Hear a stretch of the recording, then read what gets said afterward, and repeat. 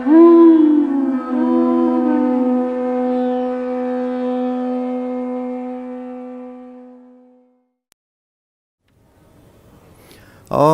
Namo Bhagavate Vasudevaya.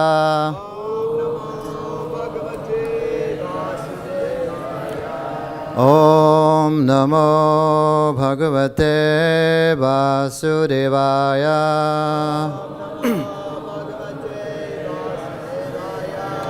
Om Namo Bhagavate Vasudevaya.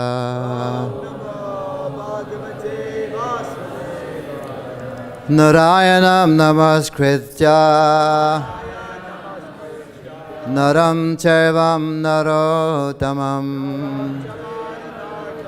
Devim Saraswatim Vyasam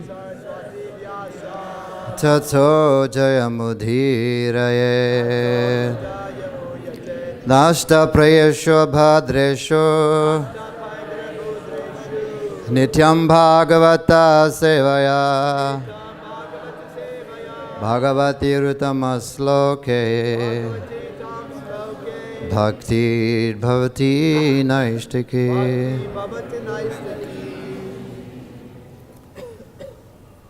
So we're reading from Srimad Bhagavatam, Canto 6, Chapter 17, Mother Parvati curses Chitraketu. Text 24. Please repeat. Atha prasadaye na tvam sapamokshaya bhamini yat manyase hi asaduktam mama tat kshamyatam sati atha prasadayena tvam atha prasadayena tvam sapa moksaya bhamini sapa moksaya bhamini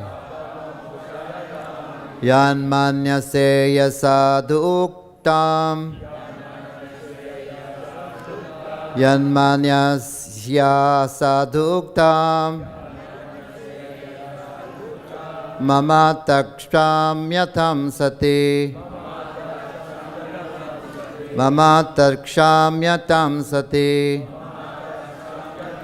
ataha therefore prasadaye I am trying to please na not tvam you sapa mokshaya for being released from your cursed bhamini O most angry one yet which manyase you consider he indeed asadu uktam in proper speech mama my tat that kshamyatam let it be excused sati O most chaste one. Translation. O mother, you are now unnecessarily angry, but since all my happiness and distress are destined by my past activities, I do not plead to be excused or relieved from your curse. Although what I have said is not wrong, please let whatever you think is wrong be pardoned. Please repeat. O mother, you are now unnecessarily angry. But since all my happiness and distress are destined by my past activities, I do not plead to be excused or relieved from your curse. Although what I have said is not wrong, please let whatever you think is wrong be pardoned. Purport by His Divine Grace is Bhaktivedanta Swami Srila Prabhupada. Srila Prabhupada ki. Being fully aware of how the results of one karma accrue by the laws of nature, Chitraketu did not want to be released from the Parvati's curse.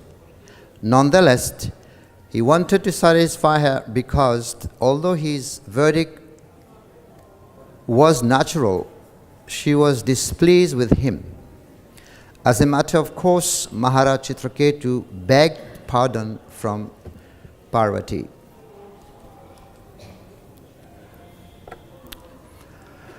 Om Jnana Timirandasya Jnananjana Salakaya Chakshurun Militam Yena Tasmai Shri Guruve Namaha Sri Chaitanya Manobishtam Shtapitam Yena Bhutale Swayam Rupa Kadhamayam Dadati Swapadantikam. He Krishna Karuna Sindhu Dinabandhu Jagatpate Gopesa Gopika Kanta Radha Kanta Namastute Tapta Kanchana Gaurangi Radhe Vrindavaneshware Vrishabhanu Sute Devi Pranamami Hari Priye Pancha Kalpatarubhyascha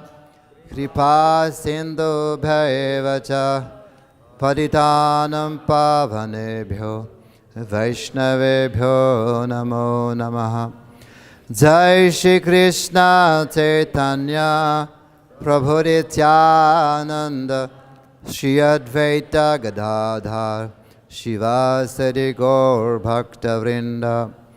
Hare Krishna Krishna Krishna Hare Hare Hare Rama Rama Rama Hare Hare.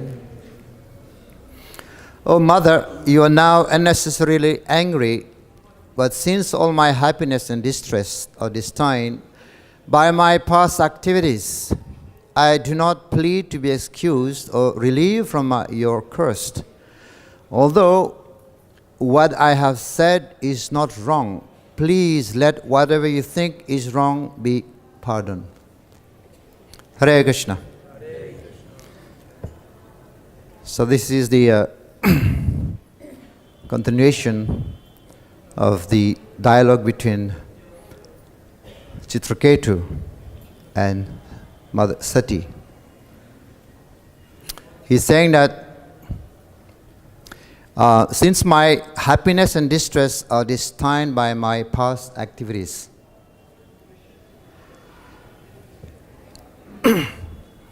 so the living entities, they are living in the 9 gates, in the city of 9 gates.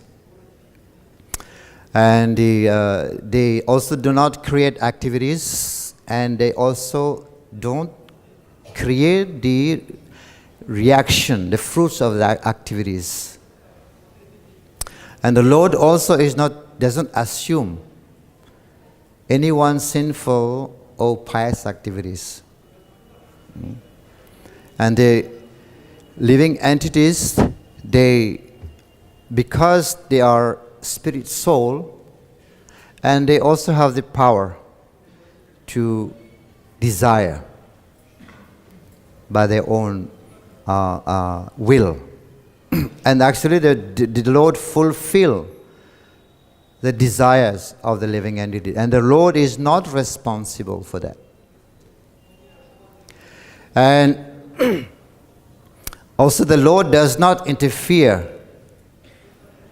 with anybody's desire. The Lord just fulfill, and the living entity cannot also fulfill his own desire. Because a living entity is not omnipotent. So even whatever we do, even if somebody desire to worship the demigods,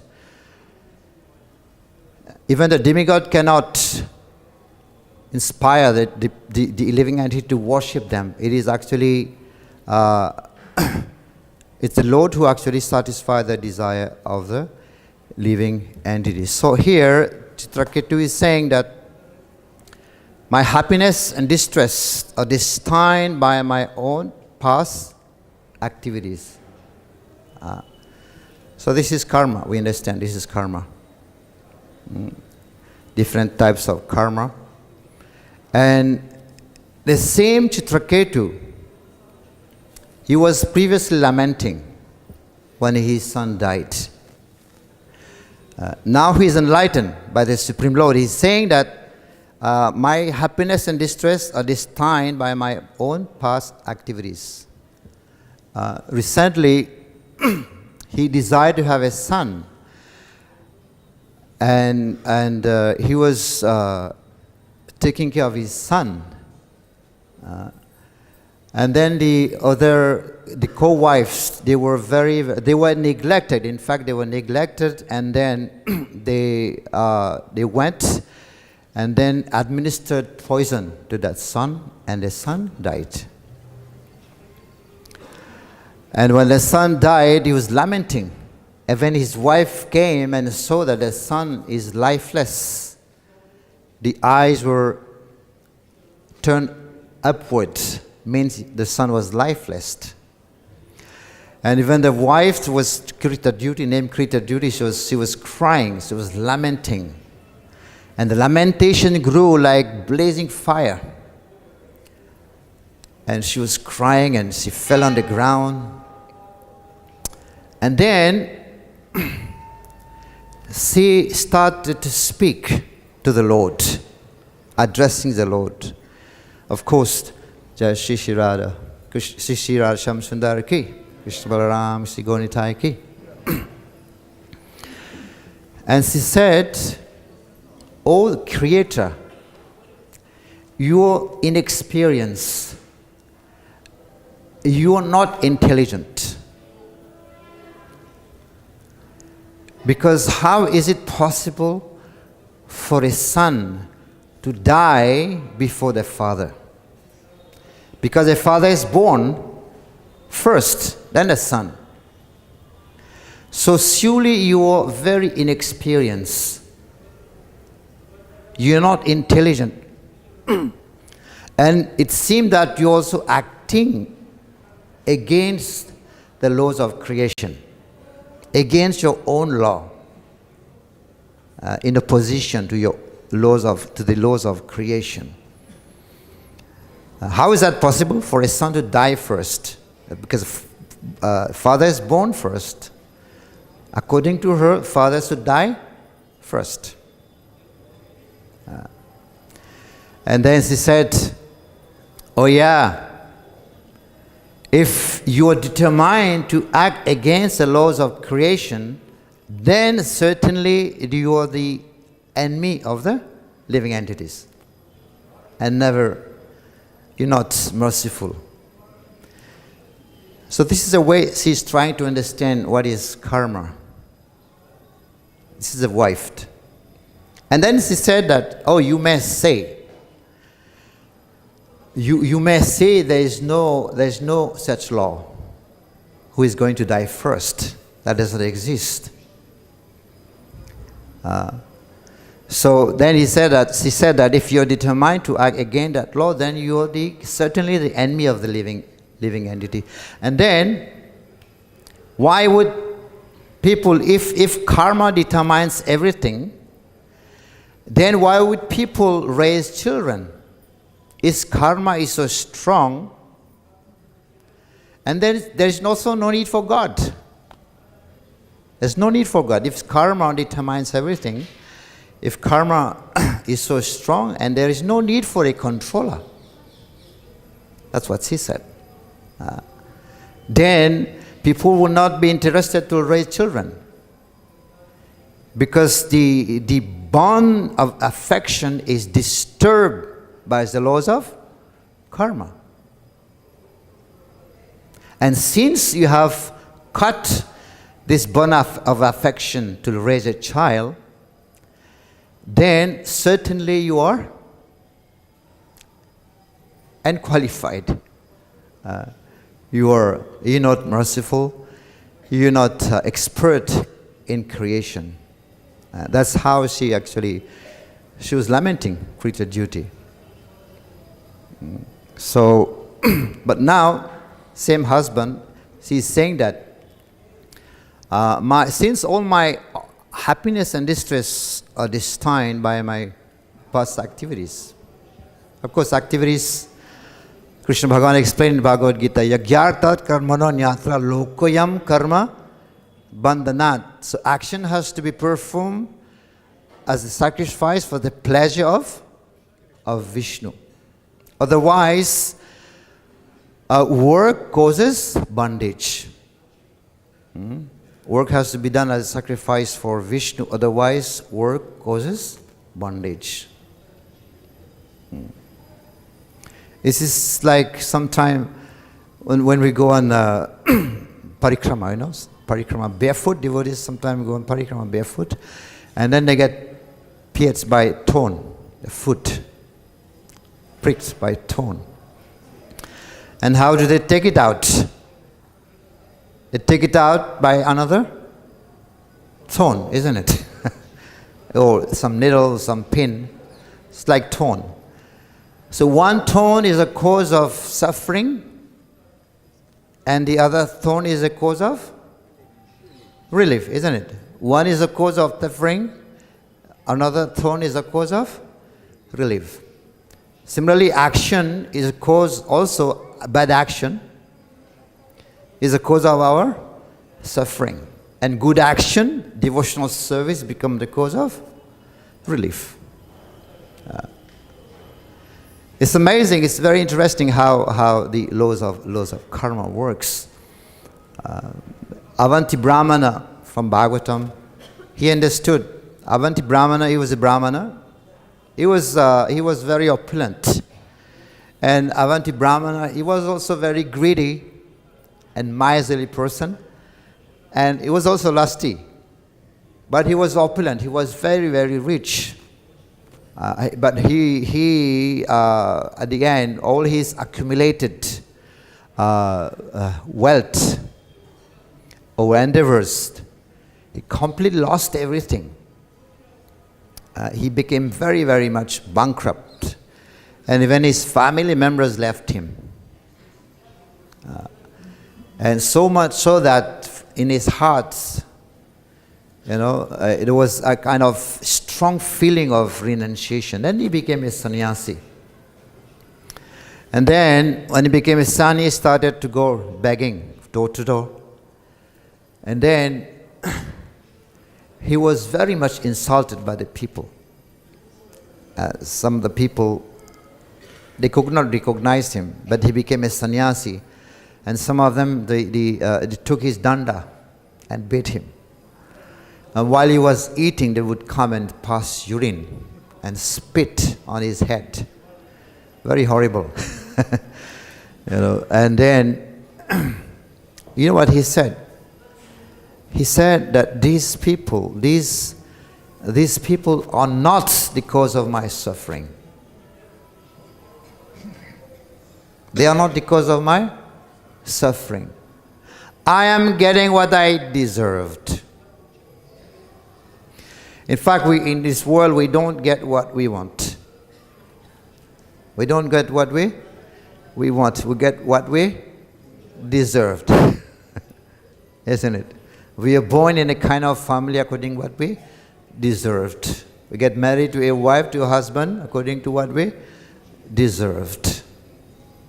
Not do what we want. So he's saying that, Avanti Brahmana is saying, he said that I'm getting what I deserve. These people are not the cause of my suffering.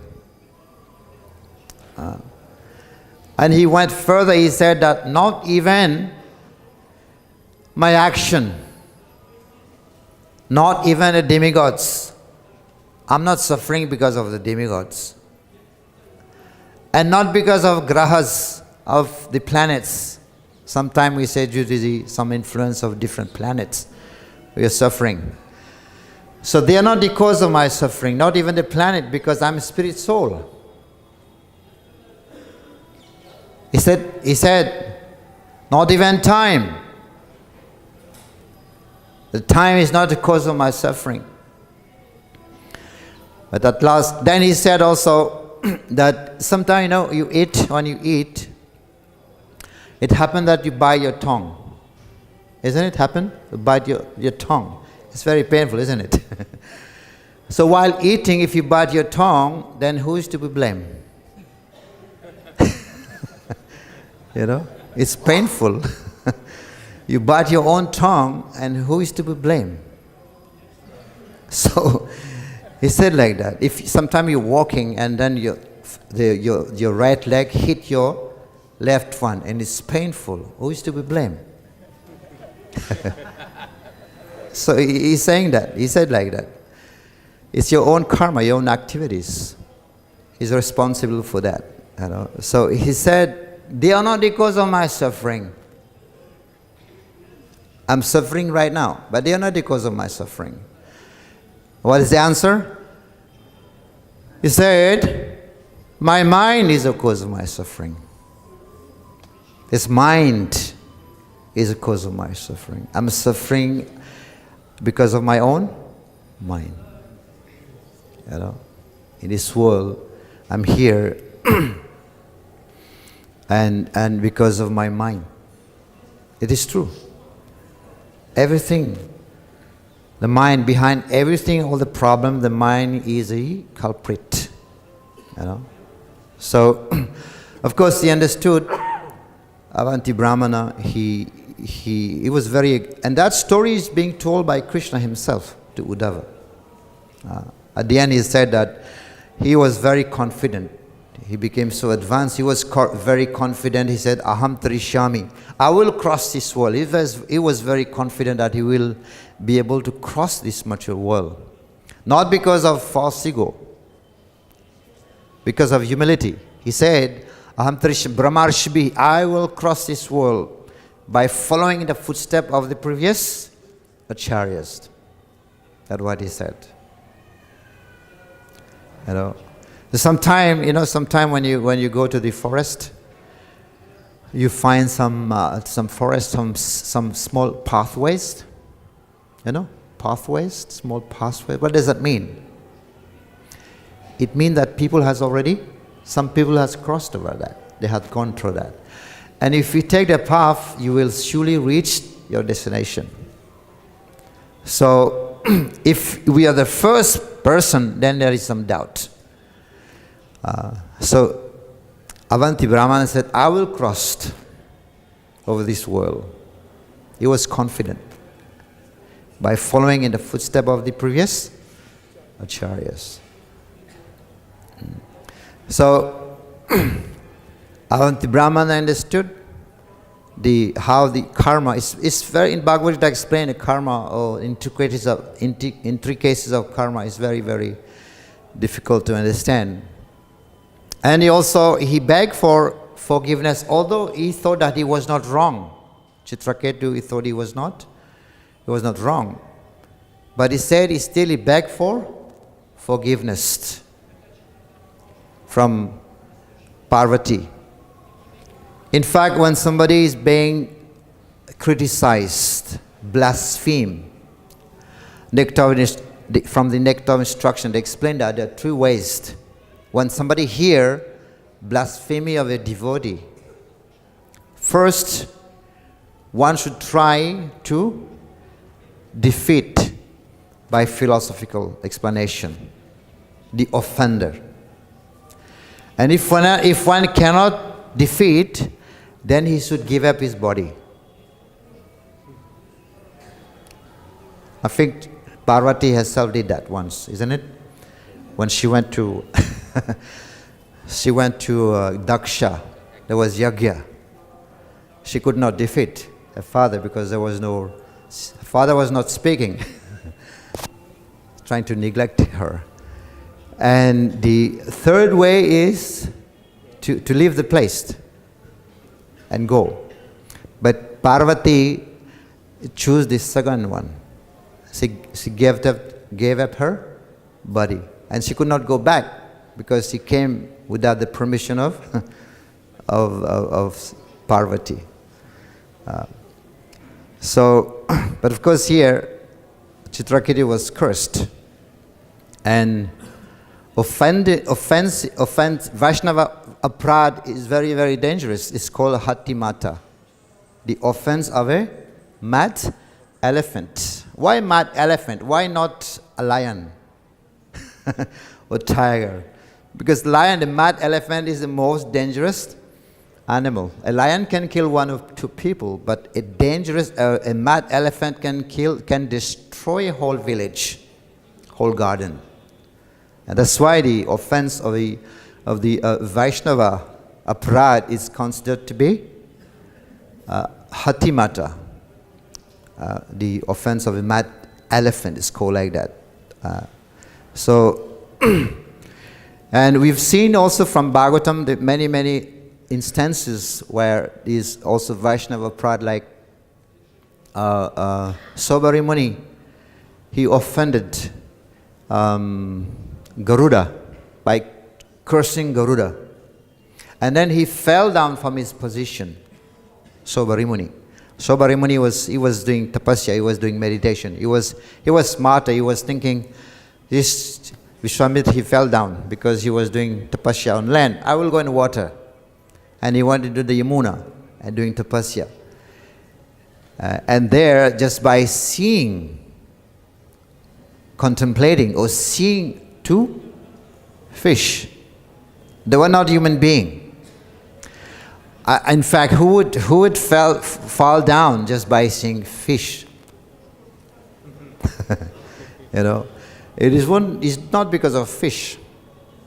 It is because of Vaishnava aprad. Because Vaishnava, they're carrying the Lord. Narottam Das Thakur explained, Tomara hriday Govinda Vishram. Govinda kahena Vaishnava paran. That the heart of the devotees are the resting place of Govinda. Why? Why, if we want to why the Lord is resting in the heart of the Vaishnava? If you want to take rest, where do you take rest? In a very peaceful place, isn't it? So the Vaishnava's heart are very peaceful. Tomara hriday Govinda Vishram. Harishtane aparade Tare Harinam. Haristane aprade Tare Harinam. And if one offend the Lord, he can be delivered by chanting the holy name. Haristane Tare Harinam. Haristane aprade Tare Harinam. Tomara sthane aprade nahi paritran. Offending, but offenses to a Vaishnava, there is no nahi paritran, there is no remedy for that. If we offend a Vaishnava, if one offend Krishna, then he can be delivered by chanting Hare Krishna, Krishna Krishna, Hare Hare, Hare Ram, Ram Ram, Hare Hare. But offending Vaishnava, there is no nahi paritran, no remedy for that. And the Lord himself doesn't tolerate. We have also the example of Ambarish Maharaj. Ambarish Maharaj, who was actually offended. When somebody offend a person, who really get hurts? Not the subject.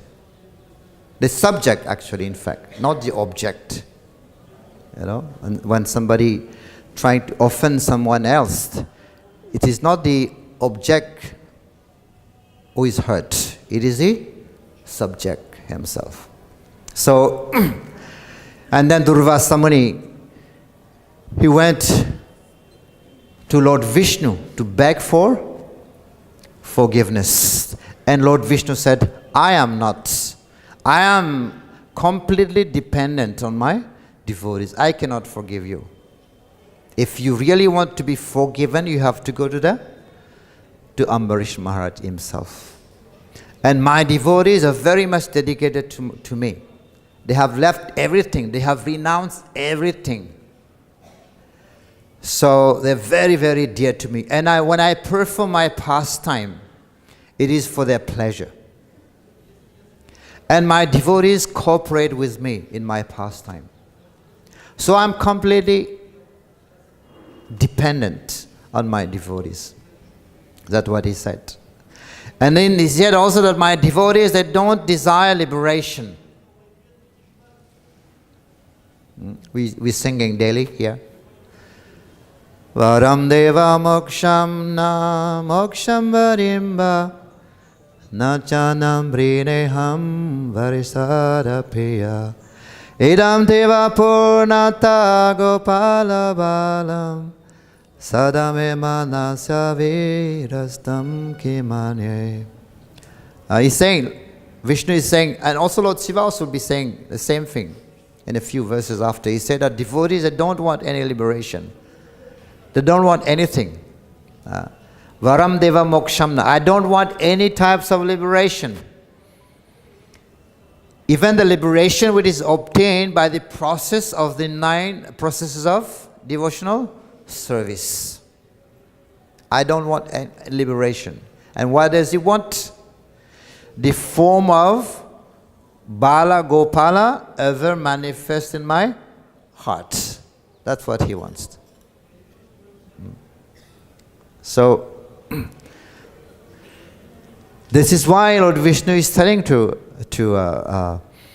Durvasa Muni, if you want to be relieved, if you want to get rid from this, you have to go to that Vaishnava.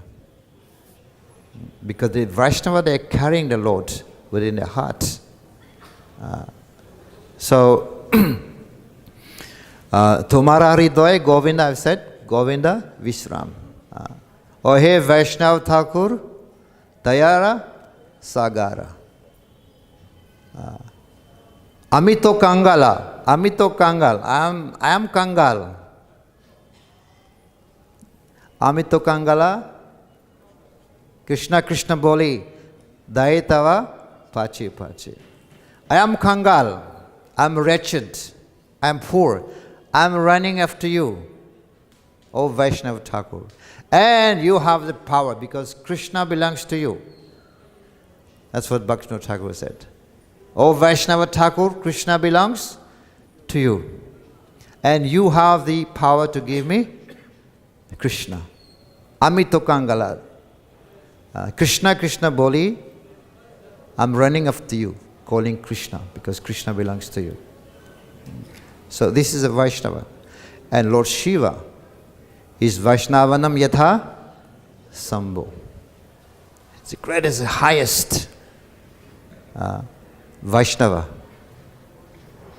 is Lord Shiva.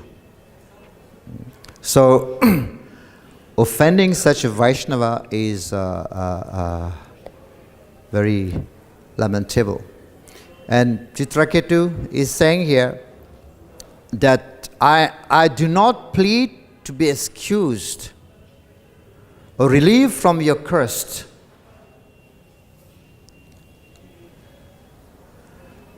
I mentioned also last time that cursed, in Bhagavatam there are many curse and counter cursed. But this cursed is a mercy in disguise. It's a mercy in disguise. Yeah, it's a mercy in disguise. So it is auspicious. Even Parikshit Maharaj was cursed, but when he was cursed, it was very much auspicious for him. And by this curse, he was able to attain the Supreme Personality of Godhead. So offending a Vaishnava, and the way how one can get relief if one offend a devotee by going to that devotee begging for forgiveness. Devananda Pandit from Chaitanya Charitamrita, he also offended. He offended Srivas Thakur. Devananda Pandit, he was giving Bhagavatam lecture. And Srivas Thakur was listening to Bhagavatam. At one point, Srivas Thakur felt ecstasy, and he stood up and then he started to dance. And a disciple of Devananda Pandit thought that Srivas Thakur is creating disturbance. So some of his disciples came and just dragged and kicked Srivas Thakur out. So when Chaitanya Mahaprabhu heard about it, Chaitanya Mahaprabhu said that, who is that Devananda Pandit? What does he know about Bhagavat? He's speaking on Bhagavat, book Bhagavat, but he's offending another Mahabhagavat. And who is Srivas Thakur? He's Mahabhagavat. He's Narad Muni himself. So Devananda Pandit is speaking on Bhagavatam, but offending another Mahabhagavat, Narad Muni. He will not get love of God. He will not get love of God. So that was Mahaprabhu said it. Mahaprabhu was very, very upset. So, of course, to be relieved from that offenses, he had to go and beg for forgiveness. But he did Devananda Pandit did one very nice service when Vakashar Pandit was dancing. Vakashar Pandit is another devotee who can dance for 72 hours non-stop, like you're also dancing. But Vakashar Pandit could dance for 72 hours. 72 hours means 3 days. He could dance. And one time Devananda Pandit, he went there to help him. Took his danda and moved the people on the side so that Vakashar Pandit could dance nicely. So when Mahaprabhu heard about it, Chaitanya Mahaprabhu heard about it, he said, yes, now he's been freed from his offenses. So, of course, by the mercy of the devotees, of the Vaishnavas, actually one can achieve the mercy of the Lord. The devotees of Vaishnava, they are very, very dear to the Supreme Personality of Godhead. By taking the mercy, the dust of the lotus feet of the devotees. Kalidas, you would go, Kalidas said, Bhakta pada dhuli, bhakta pada jal, bhakta bhukti avasesh, aitina mahabal. The dust of the lotus feet of the Vaishnavas. Bhakta pada dhuli, bhakta pada jal, the water that has washed the feet of the Vaishnavas, and the remnants of the Vaishnavas. Aitina mahabal, Shakti. These three has got lots of Shakti. And Kalidas, he had strong faith in that. Wherever he would go, he would just take the remnants of the devotees. And if he would not get the remnants of the devotees, he was very also intelligent. He would give mangoes to the devotees, Jadu Thakur. And then he would be waiting outside. And the seed and the peels that were thrown out in the bin, he would go and jump and pick it up and then sucked. So he would search for nectar in the bin because he had full faith that the Vaishnava Padadul, the dust of the lotus feet of the devotees, they're very, very powerful. This is how also one time Narad Muniji was coming and he saw that Hanuman was singing. Hanuman was singing. When Hanuman sing, actually even stone also start to melt because he sing very, very, very nicely.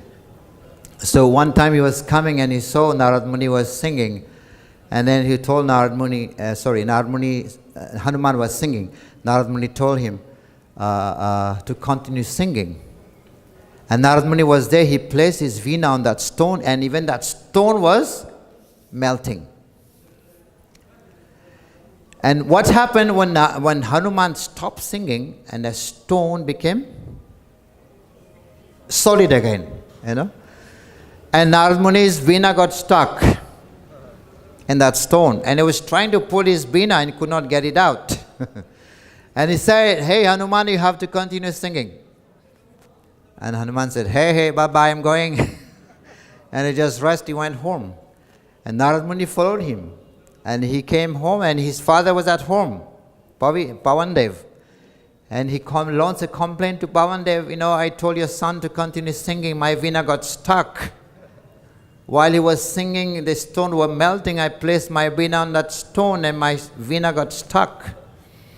So speak to him. And then Narad Muni, Pavandev said, Hanuman, don't you know? Why did you act like this? This is a great Vaishnava. This is an aparad. And then Hanuman said, Pitaji, you don't know. I did this purposely. Purposely I did that. See, now we have the darshan of Narad Muni. Our house is blessed. Haribol. Narad Muni ki. Our house is blessed by the dust of the lotus feet of Narad Muni. So this is the power of the dust. The three things: the dust, the water, and the remnants. Very powerful. And when we come to temple, that's what we do. We pay obeisances to Prabhupada, touching the floor, searching for the dust, isn't it? And we go to the Lord, pay obeisances to the Lord, also looking for the dust. And then we go for Charanamrit. It is also water, washing the feet of the devotees of the Lord. They're very, very powerful. So this is why here Chitraketu understood, understanding the etiquette of behaving with the Vaishnava. He said that the two, although I am not wrong, but still I beg for, please let whatever you think is wrong be pardoned. So, this is the behavior of Chitraketu. And then after that, the cursed, he became, the story, he became a demon. Even as a demon, he was a great devotee. Sometimes we find people dress as devotee, but their heart is impure, like demon. But Chitraketu, he looks like demon, but inside is a devotee. This is Vitrashur. Hare Krishna. I'd like to stop here because it's 9 o'clock already. Thank you very much. Srimad Bhagavatam ke, Srila Prabhupada ke, Jai Gaur Premanande.